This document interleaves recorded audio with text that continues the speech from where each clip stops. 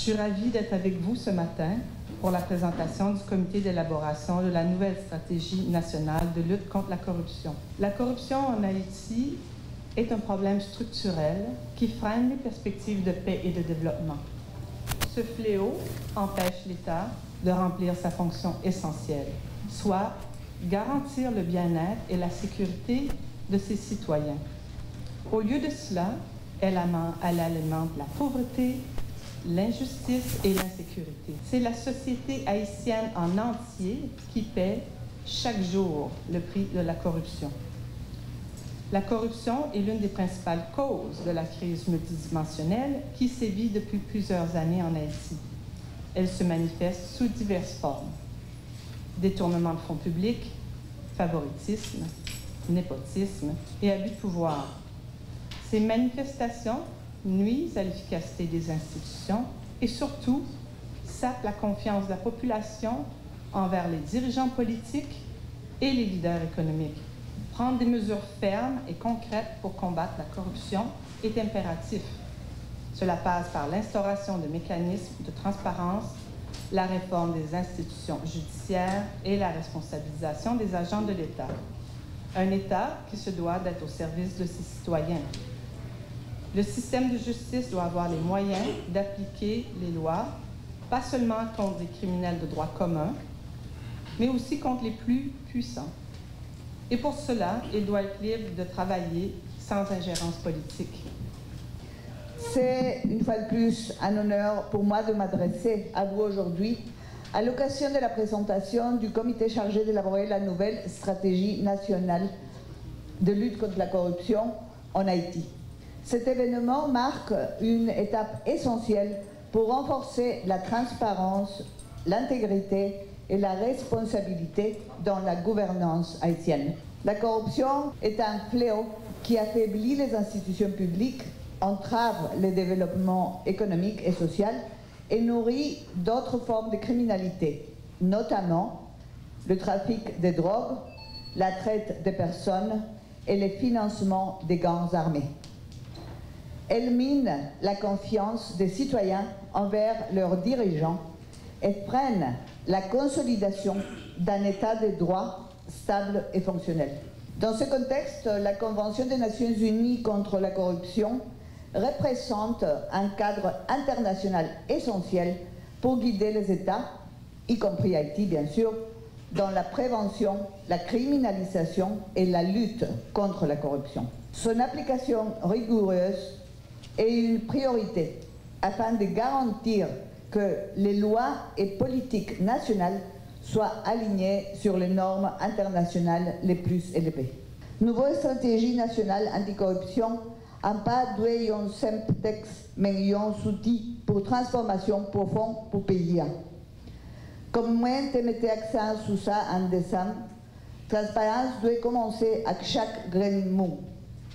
Chaque citoyenne et chaque citoyen haïtien a un rôle à jouer en demandant des comptes à ses dirigeants, en dénonçant les abus du pouvoir et en défendant l'intégrité dans toutes ses actions. Tel un sévère réquisitoire du commissaire du gouvernement, le rapport de Transparency International pour l'année 2024 sur l'indice de perception de la corruption en Haïti est venu nous secouer de notre léthargie pour rappeler l'urgence de définir des politiques claires, mesurables et atteignables.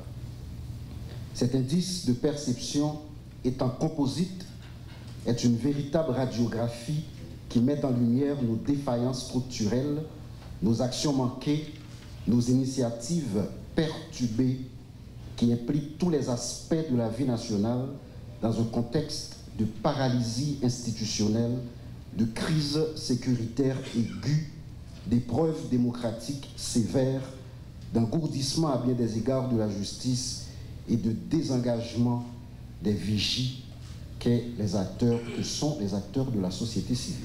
L'article 5 de la Convention des Nations Unies contre la corruption stipule que chaque État partie doit mettre en place un cadre général visant à prévenir la corruption en élaborant et en appliquant une stratégie globale de lutte contre la corruption qui encourage le respect des principes d'état de droit, une bonne gestion des affaires publiques et des biens publics, l'intégrité, la transparence et la responsabilité.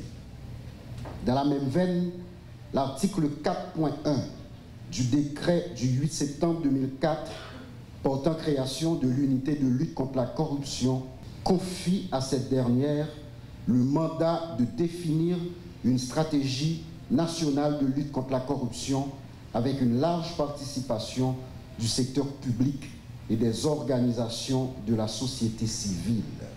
Mesurant pleinement la portée de cette responsabilité, l'unité de lutte contre la corruption a entrepris de mettre en application ces exigences normatives dont le dessein ultime est de doter le pays d'une politique nationale anticorruption qui guidera l'action des différents pouvoirs de l'État et les initiatives des acteurs de la société civile.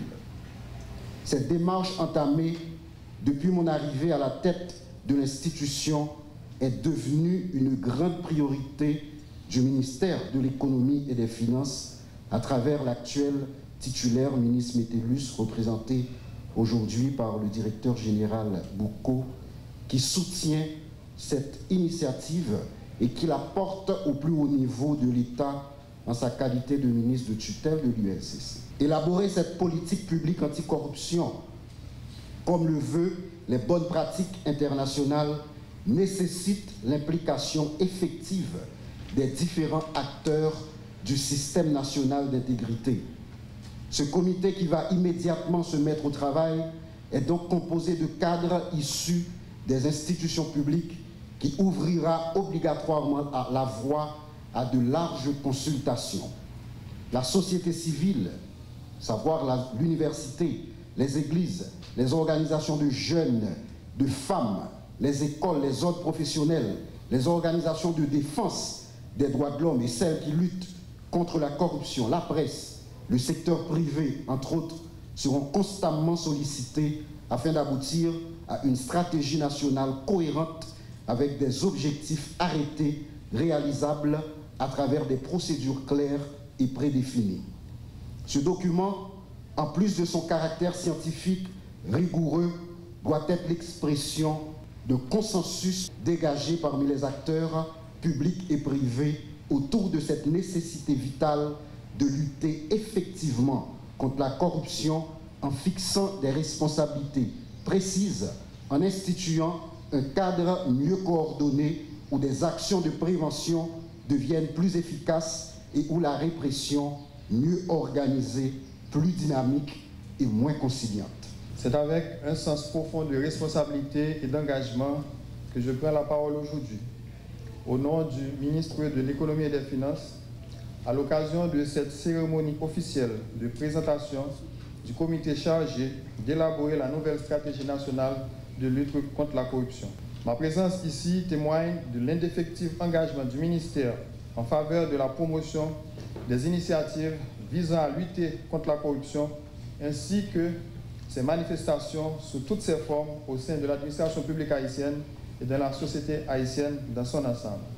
Mesdames, Messieurs, les actions de lutte contre la corruption mises en œuvre dans le pays jusqu'à date s'inscrivent dans le cadre du premier document de stratégie nationale de lutte contre la corruption, adopté le 16 mars 2009 par résolution prise en Conseil des ministres, dans l'objectif de réduire les pratiques de corruption dans les secteurs tant publics que privés et aussi de promouvoir des valeurs de bonne gouvernance, de reddition de comptes par les ordonnateurs et les comptables des deniers publics, de transparence dans les marchés publics. Cependant, sans anticiper les résultats de l'évaluation de l'ancienne stratégie que le comité d'évaluation aura à effectuer, force est de constater qu'elle n'a pas produit de résultats escomptés. En témoignent les scores peu flatteurs obtenus par Haïti sur les indices de perception de la corruption dans le monde, ce en dépit des efforts louables déployés par les institutions de contrôle dans le pays.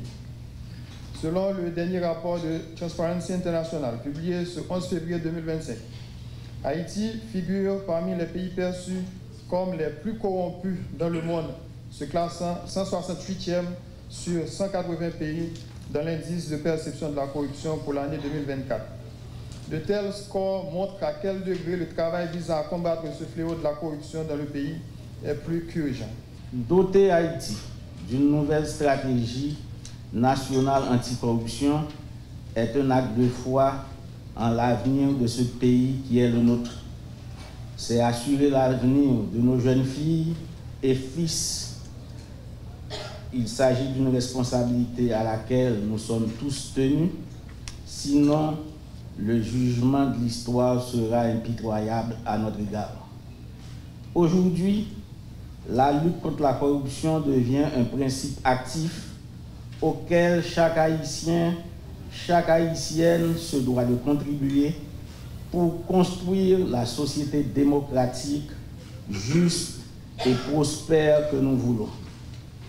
Ma présence ici, ce matin, à travers le secrétaire général de la primature, traduit la volonté manifeste du gouvernement de combattre avec détermination toutes les formes de fraude qui portent atteinte à la solidarité nationale et à l'exemplarité qui nous manque grandement à l'heure actuelle. L'élaboration d'une stratégie nationale de lutte contre la corruption à l'initiative de l'unité de lutte contre la corruption s'inscrit dans la droite ligne de la politique gouvernementale qui fait de la lutte contre ce fléau son cheval de bataille. Car s'attaquer à la problématique de la corruption, c'est aussi œuvrer pour que nous ayons très prochainement des élections générales crédibles, transparentes, honnêtes et démocratiques. S'attaquer à la corruption, c'est toucher les causes structurelles et profondes de l'insécurité contre laquelle le gouvernement mobilise toutes ses énergies pour parvenir à l'éradiquer. Malheureusement, le score d'Haïti dans l'indice de perception de la corruption n'est pas satisfaisant. Au lieu de nous lamenter, ce classement doit nous inciter plutôt à œuvrer davantage en vue d'offrir au pays une meilleure position sur la carte des États promouvant à travers le monde l'intégrité et l'équité dans la gestion publique.